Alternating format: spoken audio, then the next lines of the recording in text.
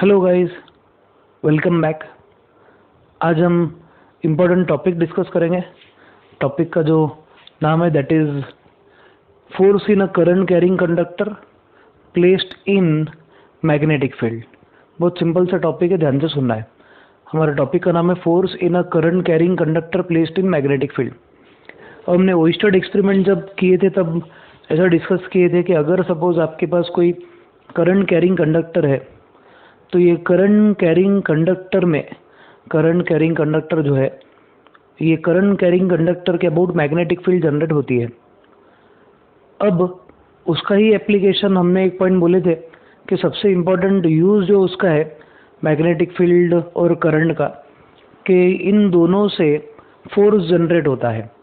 ठीक है, उससे मैकेनिकल फोर्स जनरेट होता है, वो उसका एक इम्पॉर्टेंट यूज़ हमने ऑलरेडी देखे थे। मतलब एक सिंपल सी लाइन बोला था मैंने, आज वो टॉपिक पूरा डिस्कस करना है।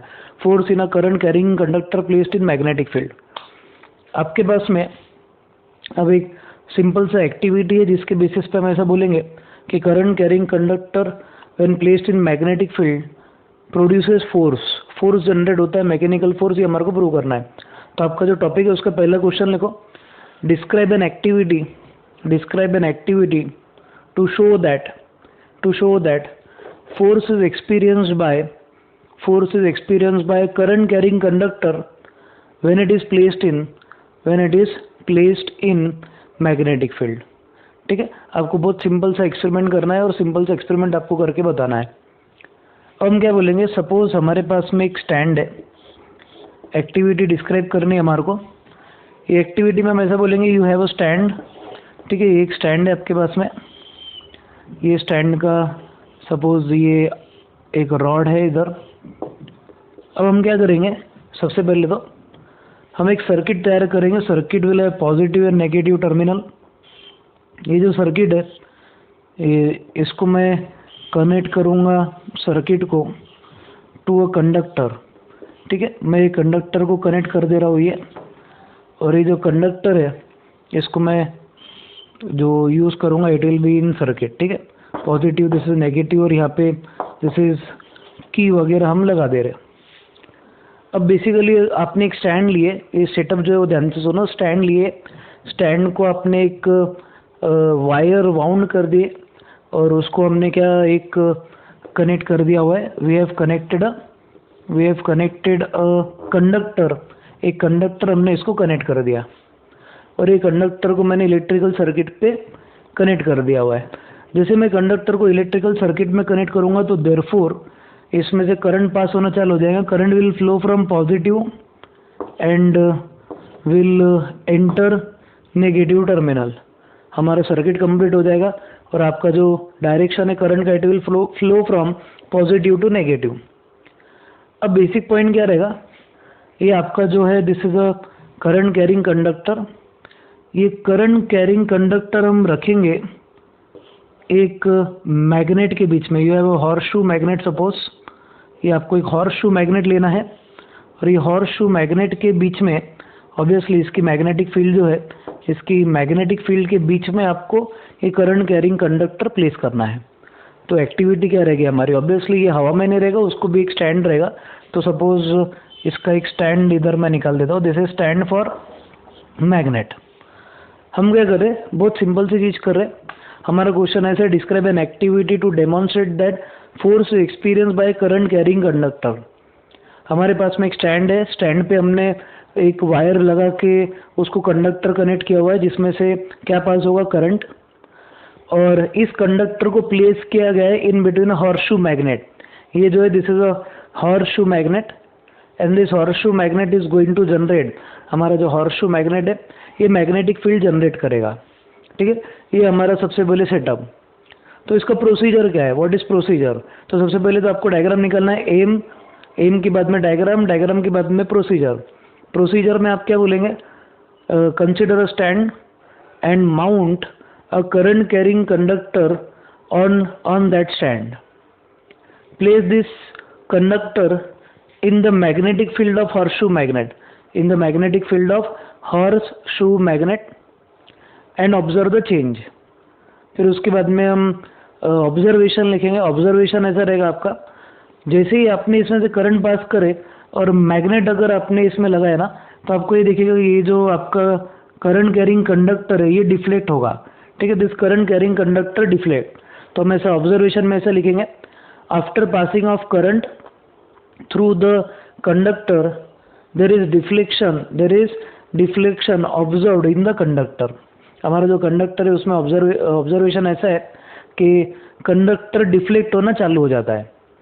अगर आपका कंडक्टर डिफ्लेक्ट हो रहा, इसका मतलब क्या है कि इसको, अब कोई भी चीज़ है, suppose you have a pen, अब पेन को अगर एक जगह से दूसरे जगह पे मूव करवाना है तो आपको क्या लगाना पड़ेगा, फोर्स। अब ऑब्वियसली ये चीज़ जो है डिफ्लेक्ट हो रही है, इसको डिफ्लेक्ट करने के लिए क्या लगना चाहिए, फोर्स लगना चाहिए। तो हम एक इम्पॉर्टेंट पॉइंट बोलेंगे कंक्लूजन में, when the conductor, current carrying conductor is placed in magnetic field, when the current carrying conductor is placed in magnetic field of horseshoe magnet, magnetic field of horseshoe magnet, then this gets deflected। हमारा जो conductor है ये deflect होना चालू हो जाएगा, the conductor gets deflected. हमारा conductor deflect होगा, एंड कंडक्टर डिफ्लेक्ट हो रहा है मतलब the force is experienced bye the conductor. हमारा ये जो कंडक्टर है डिफ्लेक्ट हो रहा है, अगर ये कंडक्टर डिफ्लेक्ट होता है इसका मतलब इसमें फोर्स जनरेट हुआ है, ठीक है। बहुत इंपॉर्टेंट सा पॉइंट है। अब बहुत से बच्चों को ऐसे शायद कन्फ्यूजन हो कि सर अगर सपोज हवा आ गई और ये डिफ्लेक्ट हो रहा होगा तो एक इम्पॉर्टेंट पॉइंट क्या करना, आप ये मैग्नेट निकाल देना। आप अगर मैग्नेट निकाल दिए ना तो आपको डिफ्लेक्शन बंद होता दिख जाएगा। तो बहुत इंपॉर्टेंट पॉइंट है, जैसे आपने मैग्नेट नज़दीक लाए तो यू विल ऑब्जर्व डिफ्लेक्शन, जैसे आपने मैग्नेट दूर हटा दिए तो आपको डिफ्लेक्शन होना बंद हो जाएगा। यानी आपका जो ये रॉड है या वायर जो है, इसको आप ऐसा बोल सकते हैं कि इसमें आपको डिफ्लेक्शन नहीं दिखेगा। कब, जब आपने मैग्नेट दूर लेके चले गए हो। तो इम्पोर्टेंट पॉइंट ध्यान रखो, हमारा जो डिफ्लेक्शन मिल रहा करंट कैरिंग कंडक्टर में, ये सिर्फ कब मिलेगा, जब आप एक मैग्नेट यानी magnetic field current carrying conductor के पास में लाएंगे। इतना एक इम्पॉर्टेंट पॉइंट आपको ध्यान रखना है, ठीक है। तो हमारा कंक्लूजन रहेगा कि force is experience by a current carrying conductor when it is placed in magnetic field, ठीक है। ये बहुत सिंपल सा एक्टिविटी था। अब सबसे इम्पोर्टेंट पॉइंट फोर्स के रिलेटेड जो हमारे को समझना है वो ये, the force which is experience by the current carrying conductor. आपका जो करंट कैरिंग कंडक्टर है उसका जो फोर्स एक्सपीरियंस जो होता है, ठीक है, ये जो फोर्स है इसका मैथमेटिकल इक्वेशन है, mathematical equation is I/B/L sine theta, I/B/L sine theta. I hope कि आपको साइन थीटा मालूम है। Sine theta is a trigonometric function, ठीक है। साइन थीटा की वैल्यू सबको मालूम रहना, 0 डिग्री, 30 डिग्री, 45 डिग्री, 90 डिग्री वगैरह के लिए, 60 डिग्री एंड 90 डिग्री। अब F is equal to I/B/L sine theta है, ये हमारा इक्वेशन है, mathematical equation for force experience by current carrying conductor. चलो जल्दी से ये मैथमेटिकल इक्वेशन लिख लो। The mathematical expression for force experience by a current carrying conductor is given by formula F is equal to I/B/L into sin theta, where I is current flowing through the conductor, B is magnetic field intensity या magnetic field, L is length of conductor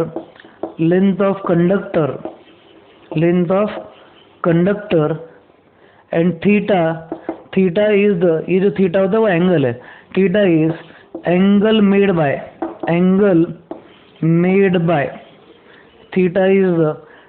made by current carrying conductor with magnetic field, by conductor with magnetic field. Magnetic field के साथ आपका current carrying conductor का angle जो है that is called as theta, ठीक है। F is equal to I/B/L sine theta, ये हमारी इक्वेशन है। तो सबसे इम्पोर्टेंट पॉइंट ध्यान रखना है कि जब भी आपके पास में कोई करंट कैरिंग कंडक्टर है उसको अगर मैग्नेटिक फील्ड में अगर प्लेस किया जाए तो उसमें डिफ्लेक्शन आपको दिखेगा। डिफ्लेक्शन मतलब उसमें आपको मूवमेंट दिखेगी। अब अगर कंडक्टर में मूवमेंट आपको दिख रही तो इसका मतलब क्या है कि आपका जो कंडक्टर है उस पर फोर्स एक्सर्ट हो रहा। तो इस फोर्स का कोई मैथमेटिकल फार्मूला है कि कितना क्वांटिटी फोर्स जनरेट होगा? यस, उसका मैथमेटिकल इक्वेशन है force is I B L sine theta.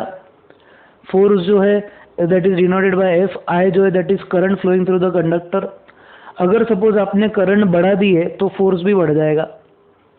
फिर बी जो है that is magnetic field, current बढ़ा तो मैग्नेटिक फील्ड बढ़ेगी, मैग्नेटिक फील्ड बढ़ गई तो फोर्स बढ़ेगा। या सिंपली अगर मैग्नेटिक फील्ड पावरफुल मैग्नेट लगा दिया आपने तो ऑब्वियसली फोर्स बढ़ जाएगा। कंडक्टर की लेंथ अगर बड़ी है तो भी आपका फोर्स बढ़ जाएगा। साइन थीटा जो है, थीटा एंगल, ये बहुत इंपॉर्टेंट रोल प्ले करता है। ठीक है, अब हम क्या करेंगे, हम देखेंगे कौन सी ऐसी कंडीशन है, कितना एंगल हमारा कंडक्टर का मैग्नेट के साथ होना चाहिए तब जाके उसमें मैक्सिमम डिफ्लेक्शन और मिनिमम डिफ्लेक्शन मिले। What are the conditions for obtaining maximum and minimum deflection. ठीक है, चलो नेक्स्ट पॉइंट इसके आगे लिखना है आपको। The force experience by the conductor can be maximum and minimum.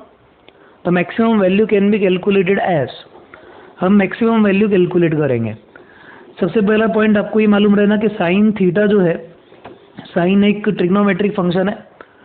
Sign में हम बोलेंगे कि sine of 0 is 0 and sine 90 is 1। Maximum value of sine is, जो मैक्सिमम वैल्यू होती है ना साइन की, अगर अपन कंसिडर करें तो maximum value of sine is 1 numerical value, और मिनिमम वैल्यू जो होती है दैट इज -1।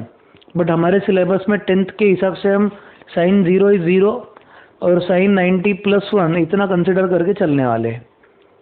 अब सबसे पहले अगर आपका मैक्सिमम फोर्स का अगर आपको इक्वेशन निकालना है for obtaining maximum force, case 1 लिख के रखो, maximum force experience by conductor. Maximum force, आपका जो कंडक्टर है, ठीक है, सपोज ये मैग्नेटिक फील्ड है आपकी, this is the direction of magnetic field suppose. ठीक है, this is direction of magnetic field. Magnetic field एक वेक्टर क्वांटिटी है और आपका जो कंडक्टर है वो परपेंडिकुलर रखा गया है, theta is equal to 90 degree. जब आपका कंडक्टर मैग्नेटिक फील्ड को परपेंडिकुलर रखा जाता है, ठीक है, when the conductor is perpendicular to the direction of magnetic field, तब इसमें का जो फोर्स जनरेट होगा, force that will be maximum, that will be maximum. कैसे फोर्स इसमें से मैक्सिमम होगा? हमारा जो इक्वेशन है F is I B L sine theta, तो एफ का जो फॉर्मूला रहेगा force is I B L sine theta, I into B into L sine 90। अब देखो ये थीटा की वैल्यू कितनी है, 90 डिग्री। जब थीटा की वैल्यू 90 डिग्री रहेगी, when ever value of theta is 90 degree, तो हम क्या कंसिडर करेंगे इसमें, साइन 90 इज 1, तो हमारा जो फोर्स रहेगा, force will be equal to I B L sine 90, that is equal to I B L. Sine 90 की वैल्यू 1 होती है। तो जो फोर्स है, फोर्स का मैक्सिमम वैल्यू आपको कब मिलता? तो maximum value of force is obtain when the conductor is at an angle of 90 degree to the direction of magnetic field. 90 degree रहने से क्या होगा, साइन थीटा हो जाएगा 1, साइन 90 की वैल्यू 1 होती है, इसके लिए I into B into L into 1 हो जाएगा। आई बी एल इंटू 1 मतलब आई बी एल हो जाएगा। तो आपको जो फोर्स मिलेगा that will be maximum. Question पूछा जाता, in what case the force obtained will be maximum, तो हम क्या बोलेंगे, force obtained is maximum when theta is 90 degree, मतलब conductor is place perpendicular in the magnetic field. ये एक इंपॉर्टेंट पॉइंट है, ध्यान रखना है सबको। ठीक है, चलो अभी इसके आगे का पॉइंट कि आपका मिनिमम फोर्स कब एग्जर्ट होगा, या फिर कौन सी ऐसी कंडीशन है जिसमें आपका जो कंडक्टर है उसमें कोई भी फोर्स एग्जर्ट नहीं होगा। तो condition for minimum force, minimum force, अब ऐसा बोलेंगे हम, आपका suppose this is direction of magnetic field, this is direction of magnetic field, और कंडक्टर सपोज आपका यहाँ रखा गया है, this is the conductor. The angle made by the conductor और current in the conductor and the magnetic field दोनों parallel है, तो थीटा की वैल्यू है 0 डिग्री। कितने डिग्री? 0। जब भी आपके थीटा की वैल्यू 0 डिग्री रहेगी तब क्या हो जाएगा, आपका फॉर्मूला जो रहेगा फोर्स का, that will B IBL sin 0, IBL sin 0, sine theta, theta की जगह मैंने 0 की वैल्यू डाल दिया, साइन 0 की वैल्यू 0 होती है, तो हमारा जो force experience by conductor that will be 0 as sine 0 is 0, जो साइन 0 है, sine theta sine 0 is equal to 0। ये इंपॉर्टेंट पॉइंट ध्यान रखो। अगर सपोज आपका कंडक्टर पैरेलल रखा जाता है मैग्नेटिक फील्ड को, तो आपके कंडक्टर में कोई भी फोर्स जनरेट नहीं होगा, या फिर आप ऐसा बोल सकते, the force which is experienced bye the conductor, the force which is experienced bye the conductor will be 0। ये एक बहुत इंपॉर्टेंट पॉइंट है आपको ध्यान रखने के लिए, ठीक है। तो दो कंडीशन आपको ध्यान रखना है। सबसे पहले तो पॉइंट ये ध्यान रखना है कि अगर सपोज आपने करंट कैरिंग कंडक्टर को अगर मैग्नेटिक फील्ड में रखे तो it experiences a force. Second point क्या ध्यान रखना है आपको कि ये फोर्स जो है it can be maximum, can be minimum. अगर सपोज कंडक्टर परपेंडिकुलर रखा जाए to direction of magnetic field तो फोर्स विल बी मैक्सिमम, और अगर पैरेलल रखा जाता है तो force will be minimum. The force experience by the conductor will depend on how many parameters. सबसे पहला वो डिपेंड करेगा किस पे, करंट पे, जितना ज़्यादा करंट उतना ज़्यादा फोर्स। सेकेंड वो डिपेंड करेगा मैग्नेटिक फील्ड पे, जितनी ज़्यादा मैग्नेटिक फील्ड उतना ज़्यादा फोर्स। फिर third depend on length, length of the conductor, जितना बड़ा कंडक्टर उतना ज़्यादा फोर्स। फिर उसके बाद में आपका जो थीटा है, साइन थीटा या थीटा, इसकी वैल्यू भी बहुत ज़्यादा इन्फ्लुएंस करती है फोर्स की वैल्यू को। तो minimum value will be obtained when conductor is parallel, और maximum value is obtained when conductor is perpendicular. तो ये दो इंपॉर्टेंट केसेस आपको ध्यान रखना है। हमारे सिलेबस में जब भी हम कंसिडर करने वाले हैं force experience by the conductor, तो हम ये ध्यान रखेंगे कि हमारा कंडक्टर परपेंडिकुलर रखा गया है, perpendicular, it is keep, suppose this is your horseshoe magnet, हमारा कंडक्टर ऐसा परपेंडिकुलर रखा जाएगा generally, so that force experience by the conductor is maximum, ठीक है। ये इंपॉर्टेंट पॉइंट ध्यान रखना है। अब सबसे इम्पोर्टेंट चीज, हमारा जो कंडक्टर है उसमें फोर्स तो ऑब्वियसली जनरेट होने वाला है। अब ये फोर्स की डायरेक्शन निकलते आती है क्या, तो हम बोलेंगे yes, it is possible to calculate और it is possible to determine the direction of force और direction experience by the direction of force experience by the conductor. आपका जो कंडक्टर है उसको फोर्स लगेगा तो ऑब्वियसली उसका मोशन होगा, तो कौन से डायरेक्शन में आपके कंडक्टर को फोर्स लग रहा है, कौन से डायरेक्शन में उसका मोशन हो रहा, ये चीज़ देखने के लिए in order to consider this thing we can consider a rule which is left hand rule. कौन सा रूल, लेफ्ट हैंड रूल। तो लेफ्ट हैंड रूल टॉपिक लिखो बच्चों, please write down topic left hand rule. मैं एक बहुत simple सा concept समझाऊंगा, उसको अप्लाई कैसे करना वो भी बताऊंगा।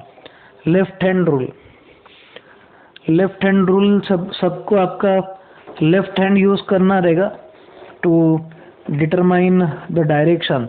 लेफ्टी रहो या राइटी रहो, you have to use your left hand. Left hand rule के लिए हमारे को लेफ्ट हैंड लगेगा। सबसे पहले हम ऐसा बोलेंगे कि सपोज लेफ्ट हैंड है, लेफ्ट हैंड जो होता है आपका, ठीक है, तो लेफ्ट हैंड आपको लेना है और 3 फिंगर्स आपको म्यूचुअली परपेंडिकुलर स्ट्रेच करनी है। You need to stretch 3 fingers of your left hand in a mutually perpendicular direction. अब इसको स्ट्रेच कैसे करते, ध्यान से देखो। थंब ऊपर जाएगा, ये जो है ये इंडेक्स फिंगर रहेंगी, इंडेक्स फिंगर इधर और मिडल फिंगर ऐसी जाएगी। बहुत से लोग क्या करते, बहुत से लोग ऐसा यूज करते हैं, ऐसा नहीं करना है, आपको इस तरीके से करना है, ठीक है। This will be your thumb, ठीक है, ये रहेगा थंब, ये जो डायरेक्शन रहेगी this direction will be for thumb, ये थंब की डायरेक्शन है। ये जो रहेंगी this will be direction of index finger, और ये जो बाहर की डायरेक्शन में आ रही that will B middle finger, ठीक है। अब ये लेफ्ट हैंड रूल का यूज क्या है, left hand rule is used, सबसे पहले यूज समझ लो। Left hand rule, left hand rule जो है ये रूल से हम फोर्स का डायरेक्शन हिंदी में लिख रहा, ध्यान से देखो, फोर्स का डायरेक्शन हम डिटरमाइन कर सकते। फोर्स का डायरेक्शन डिटरमाइन किया जाता है कब? When you have magnetic field